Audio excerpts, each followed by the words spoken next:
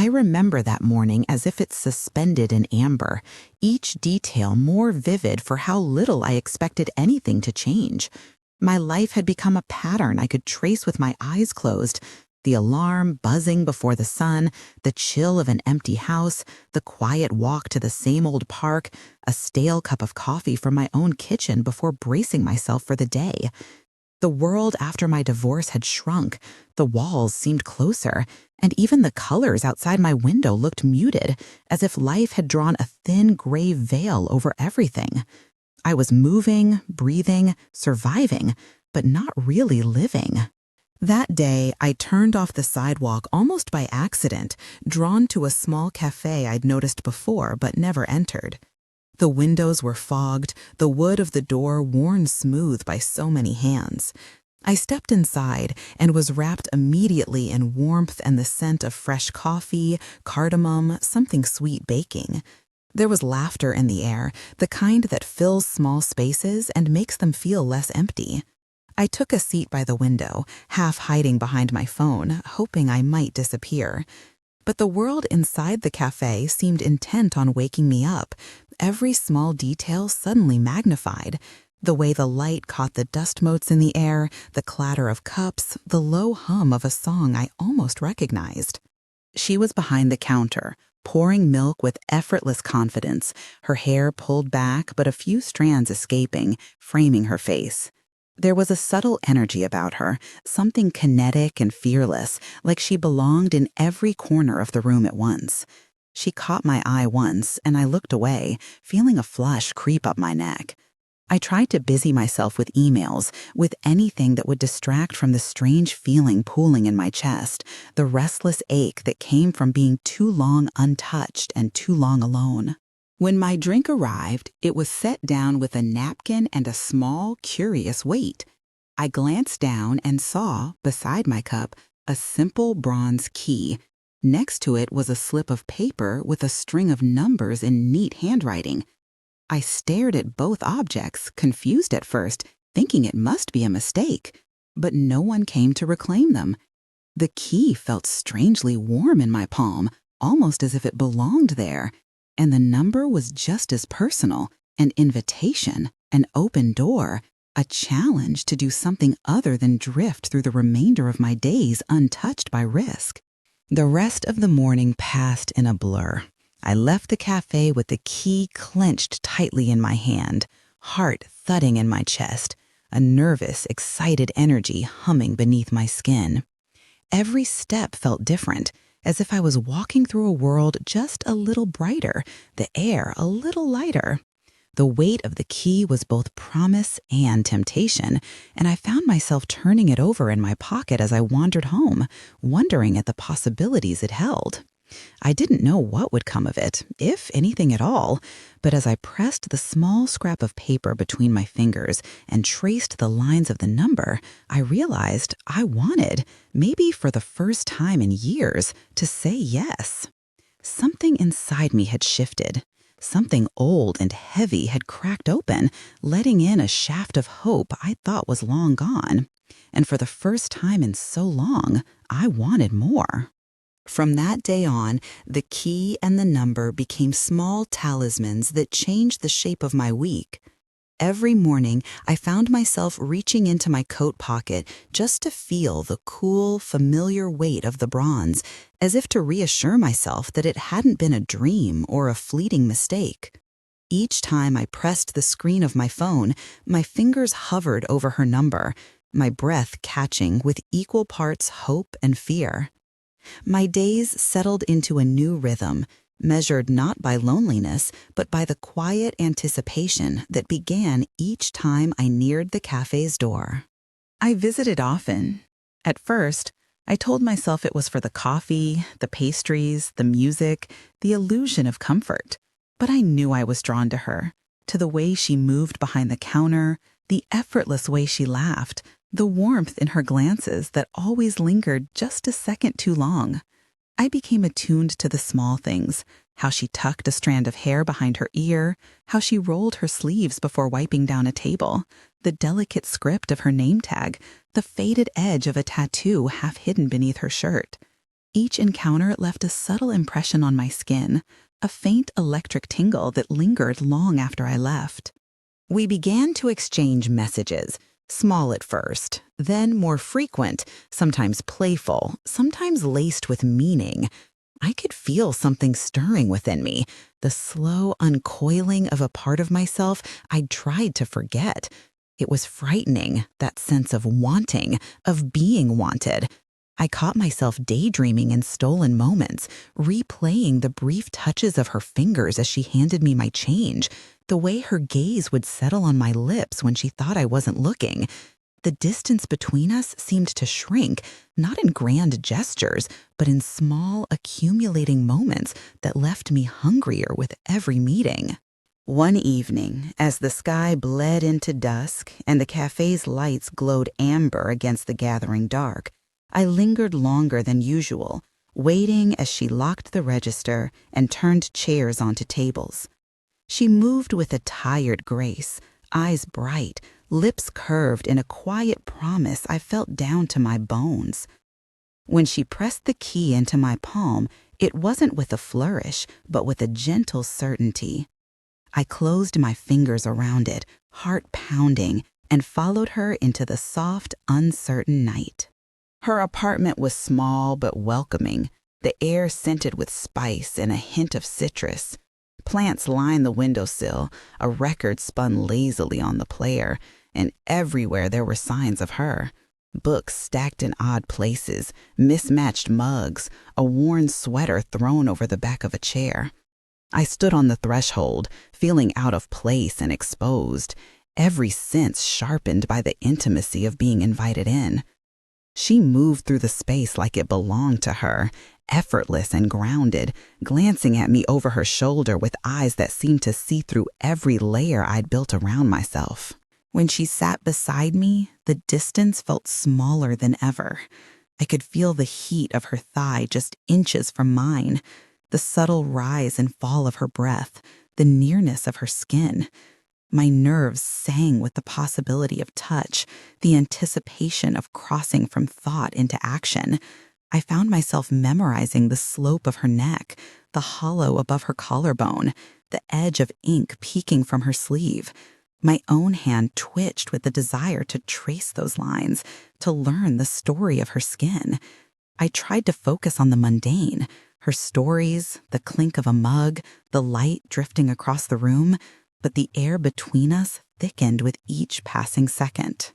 It was in the way she let her knee brush mine, the way her arm found its way behind my shoulders, the way her fingers grazed my wrist as she passed a cup, that I finally allowed myself to feel what had been building all along. In the cocoon of her apartment, surrounded by her scent, her laughter, her quiet confidence, I felt my guard slipping. I realized how long I'd been starving for this, for the electric promise of closeness, for the unspoken invitation in her touch, for the thrill of stepping across the threshold between longing and having. When I finally let myself lean into her, when our bodies met in the middle, the world outside faded to a distant murmur, and all that remained was want, unapologetic, overdue, and achingly alive. The night unfolded with a kind of trembling patience, each moment expanding in my memory as if the world outside her apartment had ceased to exist. In the dim golden light, shadows melted along the walls, softening the boundaries between our bodies and the space around us. I felt the tension of months, maybe years, release from my shoulders, a slow unspooling of everything I'd kept tightly wound. Her presence was at once grounding and electrifying, every movement a question and an answer, every breath a new beginning. I traced the outline of her jaw with my eyes before I ever let my hands follow. There was a stillness in the way she waited, not with hesitation, but with an invitation, allowing the air between us to thicken until I could almost taste the wanting. When my fingers finally found her skin, the sensation was so tender it bordered on overwhelming. I slid my hand along her forearm, feeling the subtle rise of veins beneath her soft, warm skin. My touch traveled upward, pausing at her shoulder, then gently, reverently, sliding beneath the collar of her t-shirt to the delicate curve where her neck met her chest. Her breath caught as my lips found her throat, and the world narrowed to the scent of her hair, the quickening of her pulse, the salt on her skin. I pressed kisses along the gentle slope of her neck, pausing to linger where her heartbeat thrummed against my mouth. Her hands were on my back, first tentative, then more assured, drawing me closer until the space between us dissolved. Her fingers slipped beneath the hem of my shirt, palms moving in slow, deliberate circles, exploring the contours of my waist, the small of my back, the softness of my stomach. I felt her hands claiming me, mapping new territory, and my body responded with a hunger that surprised me. I let my own hands explore, running across her ribs, the subtle arch of her back, the firm warmth of her hips. Each touch was a conversation, a slow negotiation between restraint and urgency. We moved together with an instinct neither of us needed to question, hips shifting, thighs tangling, skin sliding against skin. My shirt lifted, and she helped me shrug it off, her mouth finding my shoulder, her teeth grazing the line of my collarbone.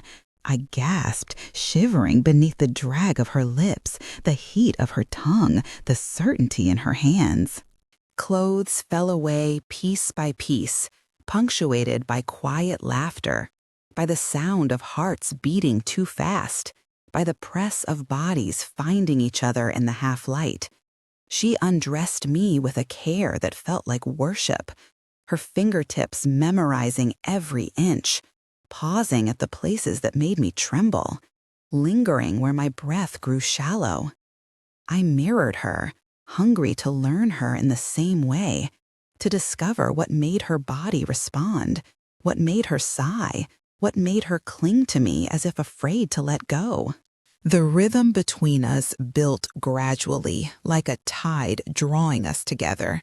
She guided me onto the bed, her hands pressing gently at my hips as she lowered herself beside me, then over me.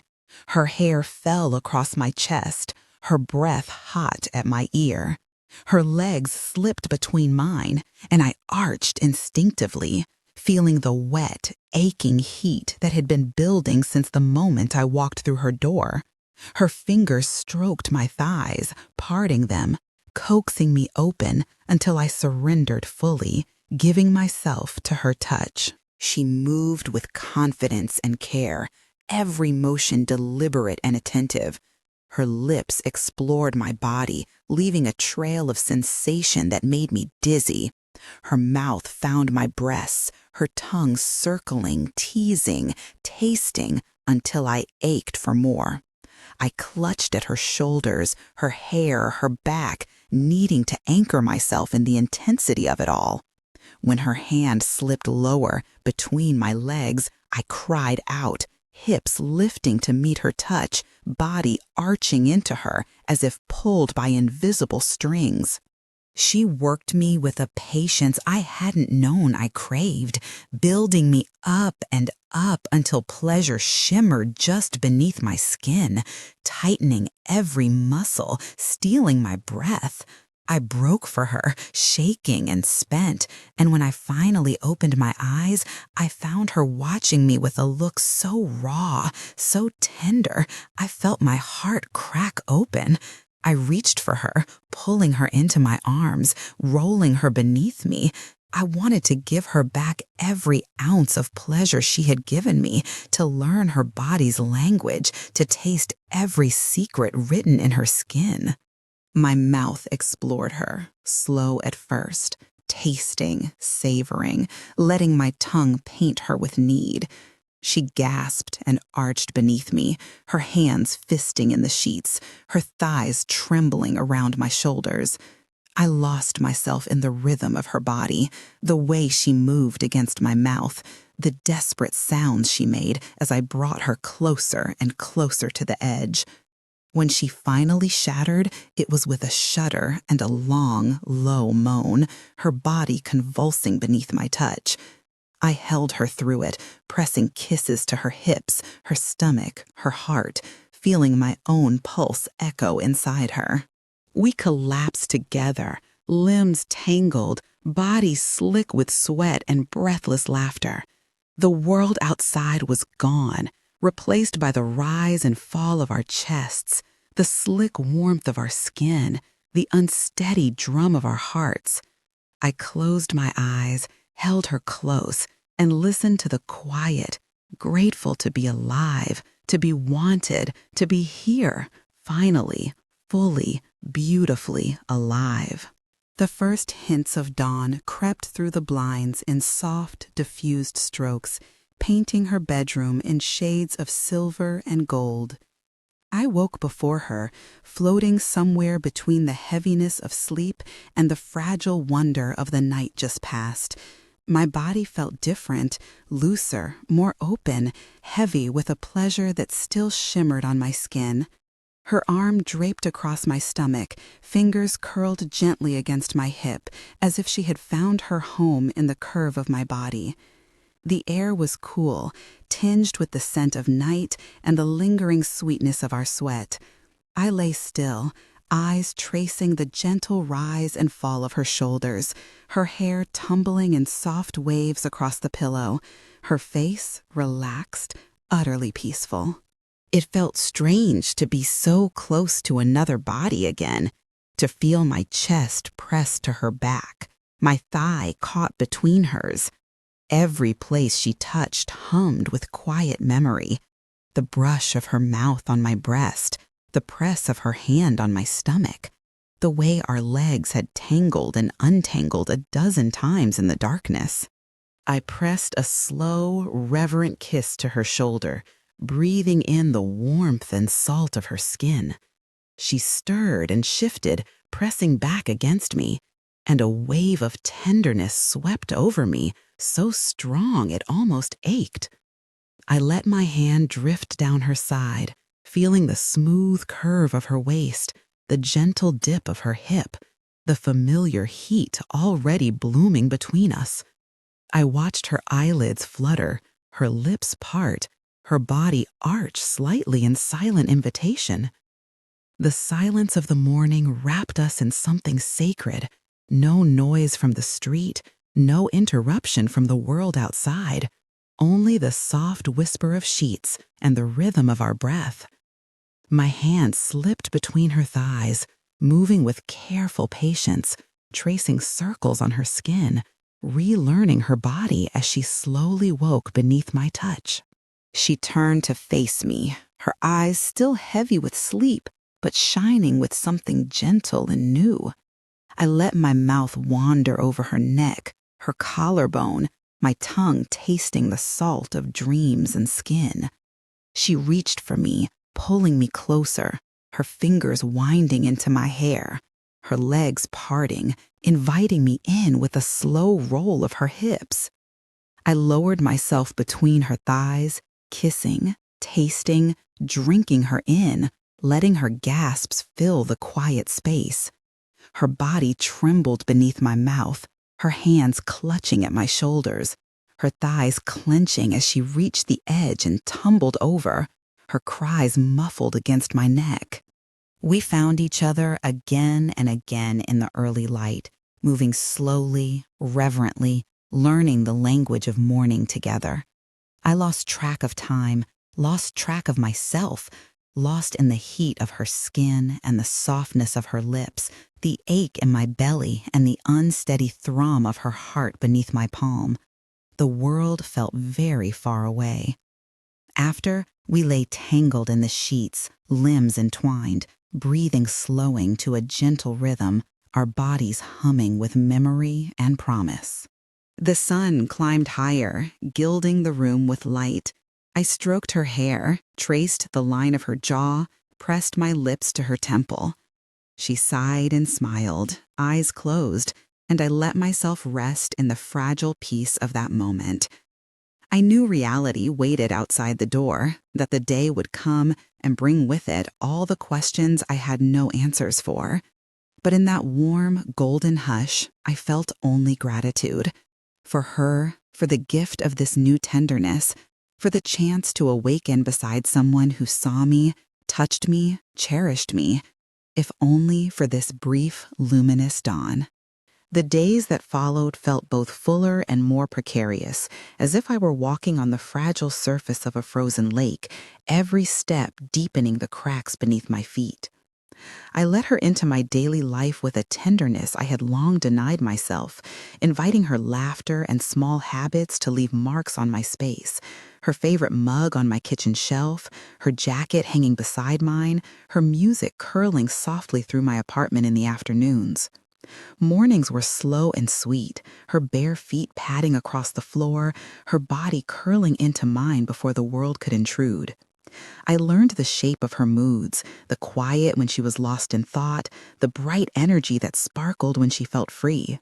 We moved together as if rehearsing a shared choreography, fingers brushing at the sink, shoulders pressing close on late walks, hands searching for each other in the dark. Sometimes I would catch her looking away, eyes focused on something I couldn't see. She grew quieter, the spaces between her words lengthening, a faint crease settling at the edge of her smile. I tried to dismiss the worry blooming inside me, tried to believe that closeness was enough to hold us steady. But the silence began to take on weight. She stayed later at work, sent fewer messages, hesitated at my door with her keys in her hand. I began to count small absences, the forgotten mug, the missing sweater, the evenings she chose to spend alone. I wanted to pull her closer, to anchor her in place with routine and affection, but the more I reached, the further she seemed to drift. My apartment filled with reminders of her, half-read books, an empty bottle of her shampoo, the faint, vanishing scent of her perfume on my pillow. But her presence became a flickering light, harder and harder to hold. I tried to recreate the magic of our beginning, coffee dates, familiar songs, her favorite foods, but everything felt dimmer, as if the spark that lit us had grown tired and uncertain. Nights turned restless. I'd lie awake beside her, feeling the ache of her body only inches from mine, yet impossibly far. I traced the outline of her shoulder with my fingertips, hoping for some sign that she was still here, still choosing me. When she stirred, her eyes were shadowed and thoughtful, her kisses softer, as if they were made of memory instead of promise. I learned to measure her affection in the way she lingered, in the softness of her voice, in the careful way she folded her clothes before leaving. Each gesture became a kind of goodbye, spoken in a language I understood too well. I watched the seasons begin to turn, felt the days grow shorter, the air crisp around us. The bright bloom of what we shared dulled, its petals falling quietly to the ground. I clung to our rituals, refusing to let go, even as she slowly slipped from my grasp. Loss seeped into the gentle spaces of my life, a whisper at first, then a constant hush that pressed against my heart. In the quiet, I realized I was mourning something that was still here, still breathing beside me, even as it began to disappear. The morning she left arrived not with an argument, not with anger or words thrown like knives, but with a stillness so deep it seemed to swallow the entire apartment. I woke to the sound of her moving quietly through the rooms, the gentle hush of drawers opening and closing, the zip of a suitcase being filled. I kept my eyes closed, holding my breath, as if that could somehow pause time, trap her here for just a little longer.